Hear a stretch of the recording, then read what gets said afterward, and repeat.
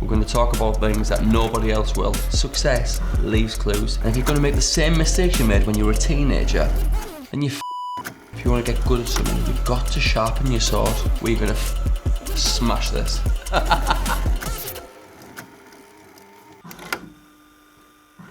A massive, massive thank you to the UK's #1 financial service network, Primus UK.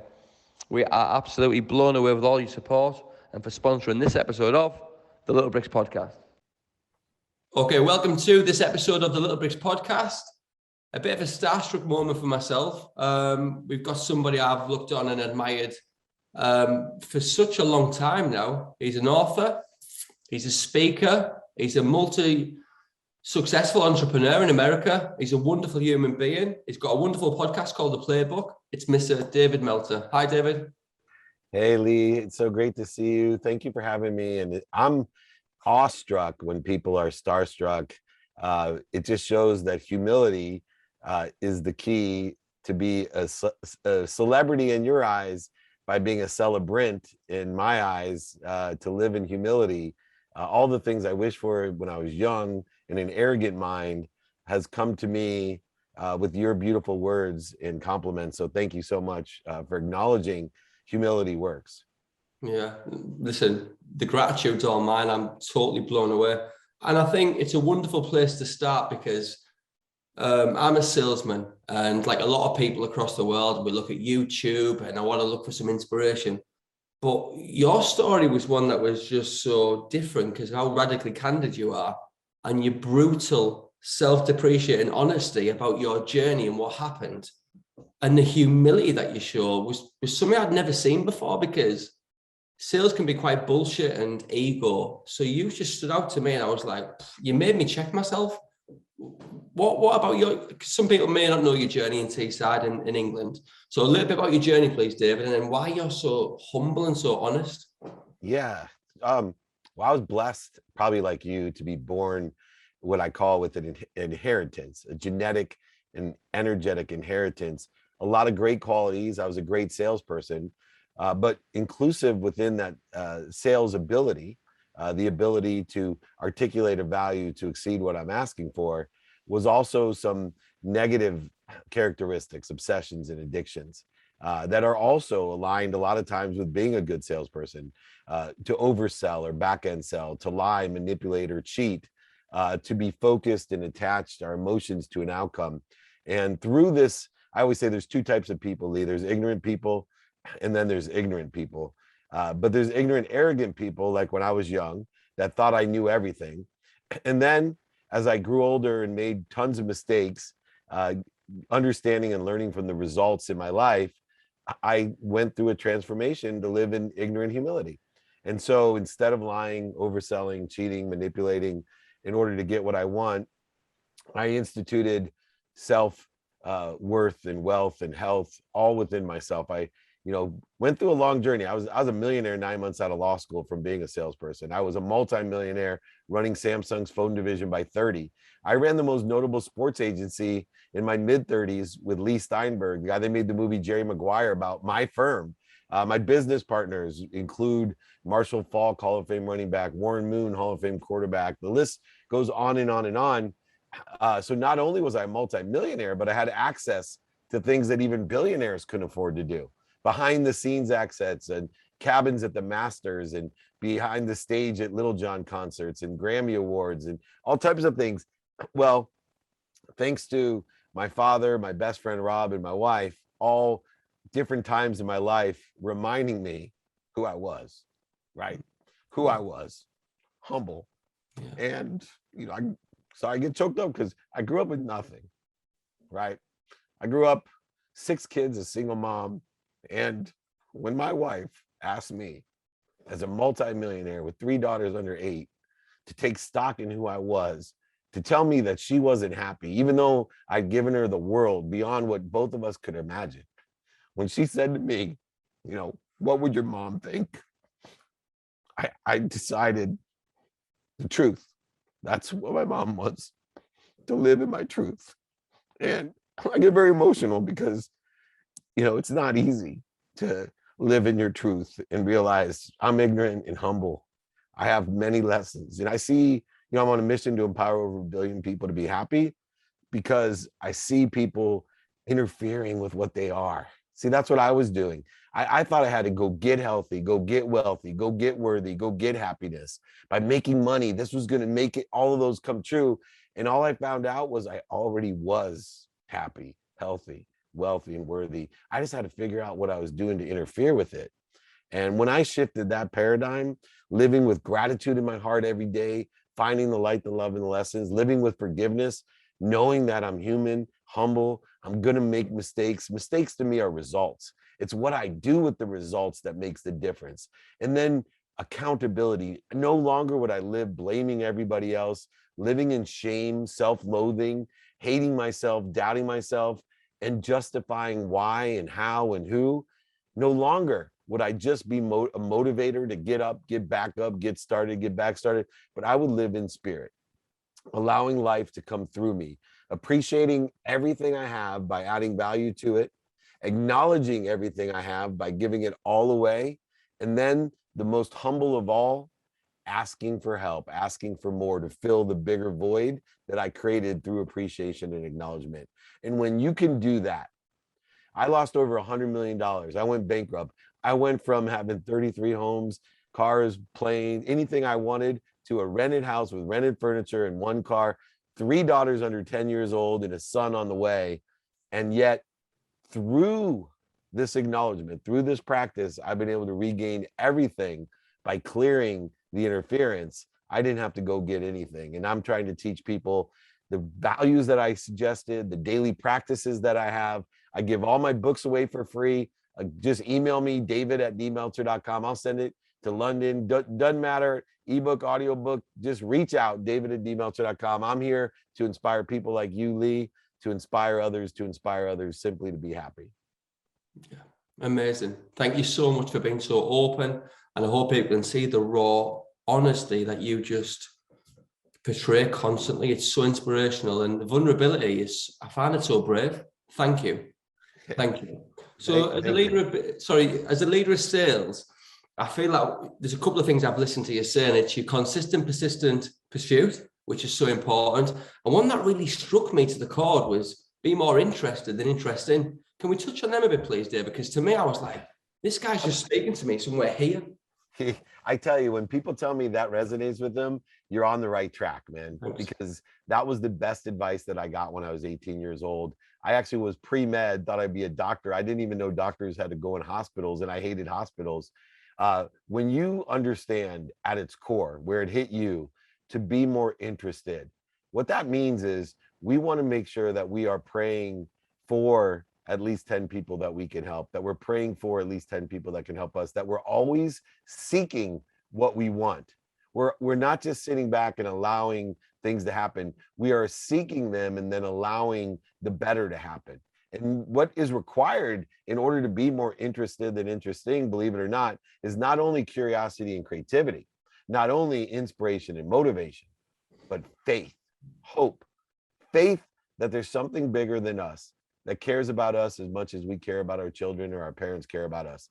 This is a simple thing that people overlook, that if you don't have faith, then all the mistakes, failures, setbacks that occur in your life will become victimizing to you instead of victorious for you. In other words, pain, setbacks, failures, these results, if we seek through interested instead of interesting, the light, the love, and the lessons, it will push us, it will propel us, it will promote us, not punish us, to a better place, a better situation, or make our situation better. And for that to take place, you need to have not only all of the skill sets that we discussed, but more importantly, plain faith. Yeah, amazing. Absolutely amazing. And your perception or your understanding, your explanation of the word ask to me was amazing, because the amount of salespeople who don't ask for the sale, ask for the bank details, ask for referrals, the amount of people who've missed out on the dream partner because they didn't dare ask, people who are struggling with the mental health, which is a major pandemic in the UK, people are really struggling, David, and they just can't ask for help. Your perception of the word ask was, to me, again, just, I thought it was wonderful. Yeah, well, you, by asking for help, you're helping that person. You're not only becoming an investment in that person, but you are acknowledging the superpower of that person. You're acknowledging the value of that person. Here's the silliest thing, two things that shock me that apply to people's lives. One is that we love to help people, but somehow we think we're hurting them by asking others for help, right? Nobody feels better than when you help somebody, right? When you help others, you help yourself. But here's the funny thing. For some reason, there's a click in the brain that says, hey, I love to give, but I don't want to make anyone else feel this way, so I'm not going to ask them to give to me. It doesn't make any sense. The only thing stupider than that I see out there is, the majority of people go to sleep at night to get rest, and they wake up more tired than when they went to bed. That doesn't make any sense. It's like you and I going out for a meal together, right? Eating and drinking all night, and when we're leaving the pub, we look at each other and go, man, I'm starving.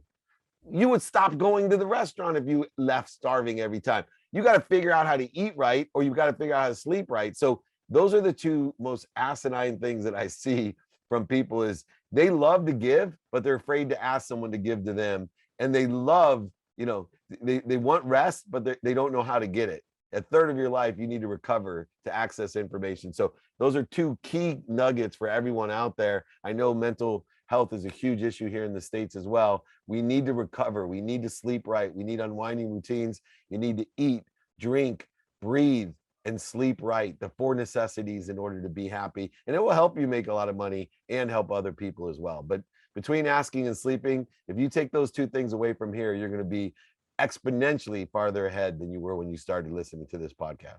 Yeah, God bless. I think I read or listened one time, I think it was your dad who recommended to you spend a third of your life in bed. So make sure you've got a really, really good bed. And it's just common sense, right? Yeah, a third of your life sleeping, a third of your life, activity you get paid for, and a third of your life with your family. So you need one good bed, something that you love to do that is an activity you get paid for, not just love to do, but to be able to monetize it. And then have one person in your life who's liaison between you and all those other people that are relative to you. I told my wife, we came back from Mexico late last night. I said, I can't stand how much I love you. So I found that person. Makes all the difference in the world. Sounds like a wonderful person. She's awesome. Anyways. God bless. There you go. So failure, David, a lot of people as a child, we get taught failure is so bad. A losing boxing record, a loss in sports, failing your school or university exams, failing your driving test. But actually failure can be the springboard to amazing success and riches. And I can't think of anybody, but maybe it's yourself and Tyson Fury, our wonderful heavyweight champion, who've turned tragedy into a triumph. I remember listening to you and it made me quite emotional to listen to it because I lost my house 10 years ago through drug addiction, through really bad decisions. And it was the best thing that ever happened to me. And I thank the Lord for it.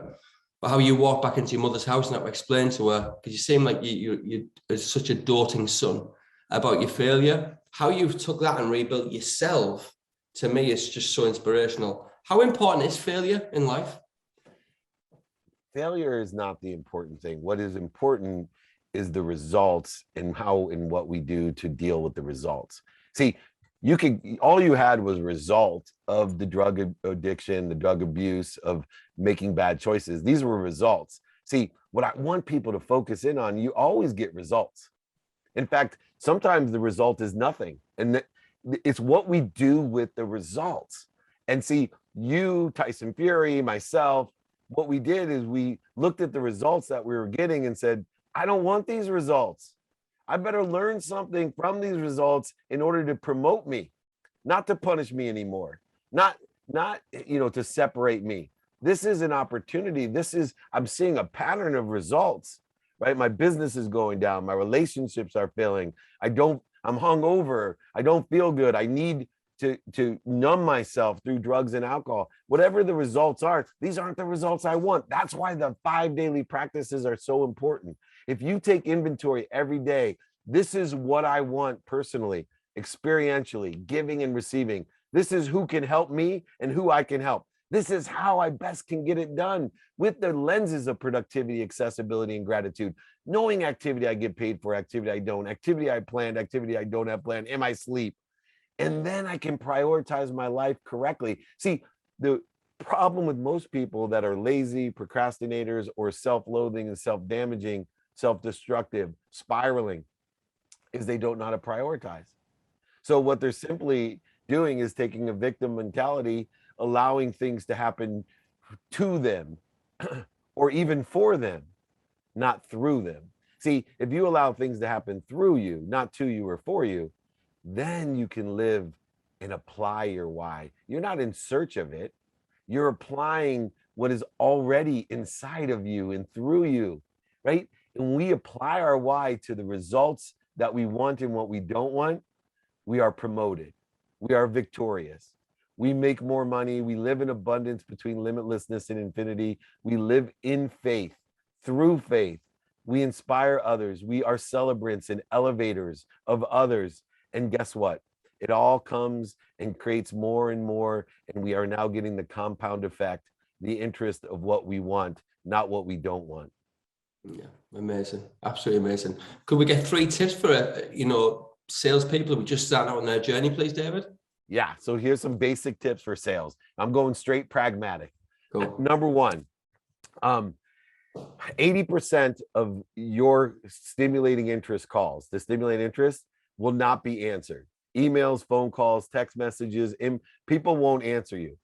So understand, you do not leave a message that sells. Get only one objective. When you, 80% of the time, when you call someone and they don't answer, you only have one objective. Unless it's your mother-in-law, you only have one objective: get them to call you back. So practice getting people to call you back, email you back, text you back. The easiest way to statistical success in sales is to get people to call you back. It will increase 8 times the effort that you have to put in. 2, look for open minds. Don't look for the specific avatar in sale. What I mean by that is, you may think that you need, a balding guy in a blue shirt with a white t-shirt underneath with beautiful teeth, and that's your avatar. But if he has a closed mind, it'll take you 1,000 times the effort to sell that person than finding an open mind and asking 2 questions. Do you know anyone that can help me, and can you help me? Because remember, open-minded people surround themselves with open-minded people, open-hearted people, and open-handed people. You will increase your statistical success far more. And then finally, for sales, have a relationship with no. Have a positive relationship with the word no. See, you are only so many no's from getting what you want. No is a result. All results are there for us to learn from. If we learn from them, it will promote us. It will not punish us. So no's are a good thing. And so we want to get to know as fast as we can. And so have a relationship with no. Go ahead, reach out to me. I'll send you, I have a 3 no rule and a 25 no rule. David@dmeltzer.com. I'll throw in my book. Email me, David@dmeltzer.com. I'll give you your relationship with no guide. It will change your life. And I appreciate you. And Lee, this has been incredible. I hope that is what we're looking for. God bless. Thank you so much. I'd like to wish you and your family a great Thanksgiving from everyone in Middlesbrough. God bless. Thank you so much, David. You're a legend. Bless you. Let's do it again, Lee. Thank you. You made my day. God bless you. Take care. Thank you so much. Thank you so much. Bless. Bye-bye.